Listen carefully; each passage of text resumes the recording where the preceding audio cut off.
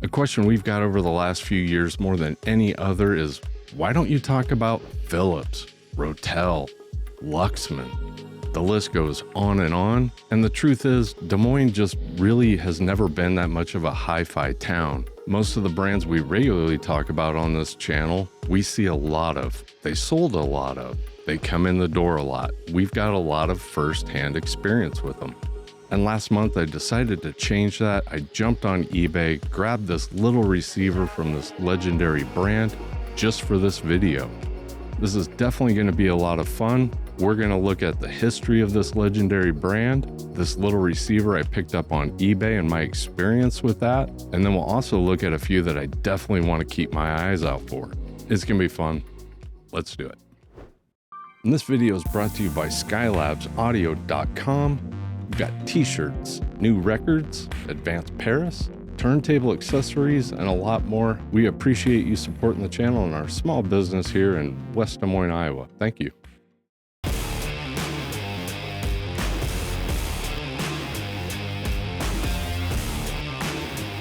And Rotel initially operated as a small business focused on producing television sets for the Japanese market. And in the early days, Rotel started out as an OEM brand, a brand that would make products for other brands. And then in the mid-60s, Rotel started releasing its own branded products, starting with tuners and amplifiers.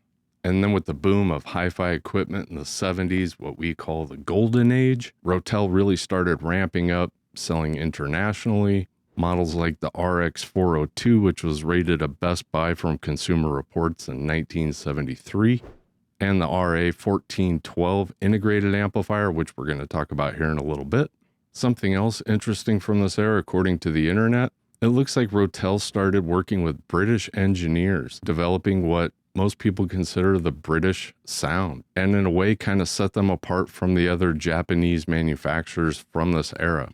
I'm going to have to take the internet's word on that because I've only heard a couple of these, and I wouldn't have said that sounds British, but it's the internet. And I was kind of surprised when I looked online to see what they're offering today, because Rotel still is in business. They are still manufacturing hi-fi equipment. They seem to have a pretty good range of products and a lot of different price points that I thought were really reasonable. Definitely a cool story for a 60-year-old Japanese company that's really kind of stuck to their guns the whole way.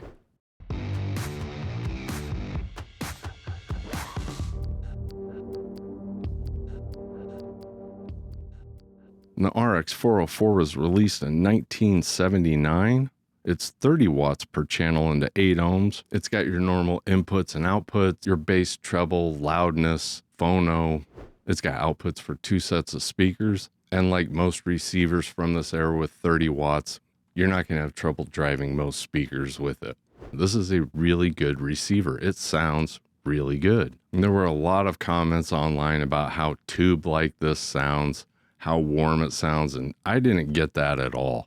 To me, it was definitely more on the neutral side, maybe a little bit on the clinical side. One of the things I was the most impressed with was the phono stage in this. I thought it sounded really good. I would honestly be very happy with the phono stage in this. I don't think you need an external preamp. While I didn't test the AM, the FM came in great. I actually pulled in 2 or 3 stations that some receivers struggle to get. The good old KGGO classic rock station came in clear as a bell with this thing with just a dipole antenna, and kind of what I expect from tuners of this era when it was really important. The only major bummer with this receiver is it does have a Darlington style output pack, and the only reason that's a bummer is if and when it does go out, it'll be a little bit more expensive to get repaired than a standardized transistor. I think we could find Darlington outputs in almost every manufacturer in the late 70s, early 80s. So this is not unique to Rotel. Yamaha, Pioneer, Marantz, they all did it. And being this is an entry-level receiver, it's not real wood. I don't expect real wood from this era at this price point. And at around $300 brand new in 1978, it's on par with the rest of the manufacturers that were putting out this level of equipment back in the day.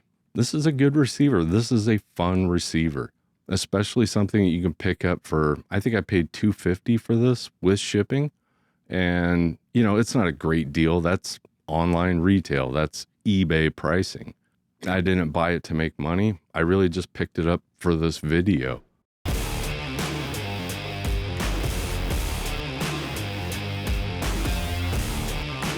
I'll tell you, the person that shipped this Rotel got really lucky. It showed up in an Amazon box with about 1 inch of gap around the entire receiver, and then some packing paper and a couple egg cartons. That's it. There's a tiny little bit of damage back here in the back right corner. Otherwise, it survived pretty well. On the flip side, I've seen receivers and turntables come in where they look like they were packed for war, and they're damaged. They definitely got lucky with the packaging on this one, because if it would have got dropped from a decent height, there's no way this thing would have survived. And that's really common when you're buying stuff online. Now, the seller did claim that this was working as intended, and that's not exactly true. Several of the lamps were out. Oh, I don't think any of the lights are working. We had our usual scratchy pots when you turned the volume or manipulated a switch, but I kind of expected that.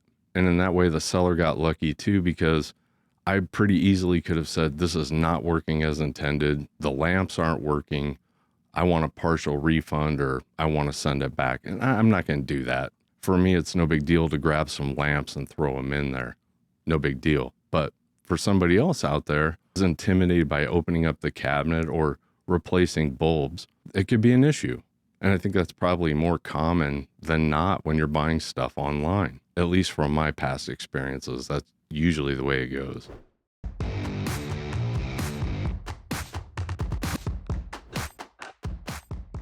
And I think if I was looking for a really good standout Rotel product from the 70s, one would definitely be an RA-1412.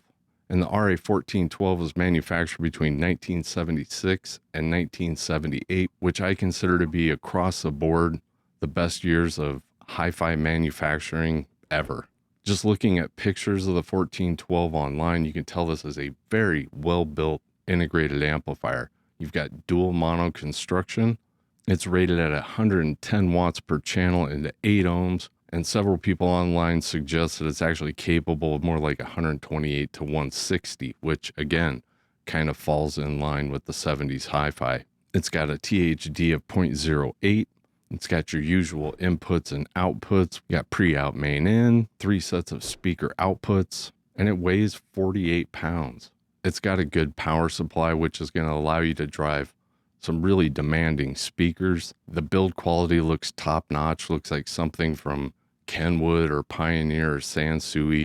It looks like most of these in good working condition sell for around $1,000. And in my opinion, that's pretty reasonable for eBay prices for a 110 watt per channel integrated amplifier with nice big watt meters. That's pretty good. I think if I was going to drop the money for a nice vintage Rotel piece, that would be it. Another Rotel that jumped out at me was the RX-803. And the RX-803 was manufactured between 1976 and 1981. This one definitely has another Kenwood vibe for me. Most likely this is conservatively rated at 70 watts per channel into 8 ohms, as several online have suggested it hits more like 80. The THD on this one is a little bit higher than the 1412 with 0.2. And again, you've got your usual inputs and outputs, moving magnet phono stage, pre-in, main out. You only have 2 sets of speaker outputs with this one, and it looks like the original MSRP was $550, so reasonably priced compared to what other manufacturers were offering at this time. And with the rack handles on the 803, it's pretty easy to draw some parallels to the Kenwood design choices from this era. It kind of has that 9600 vibe to me. And while some people really like this look, I do know it is a turnoff for other people, but that just comes down to what you like. And while the 803 receiver is not dual mono construction like the 1412, it definitely has a decent, beefy power supply. And looking at prices on eBay for what these are selling for, it does seem to be a little bit of a sleeper.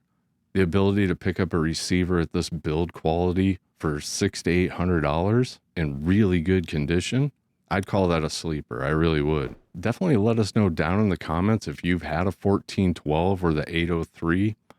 What do you think about it? Have you had good luck with it? Has it needed to be serviced? Anything problematic, that type of thing?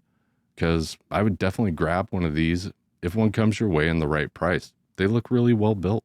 They definitely do. And if you like this video, you're looking for more sleepers out there that you might not have known about, you should definitely watch that video right there. It's fun. Definitely is. Go watch it. Thanks.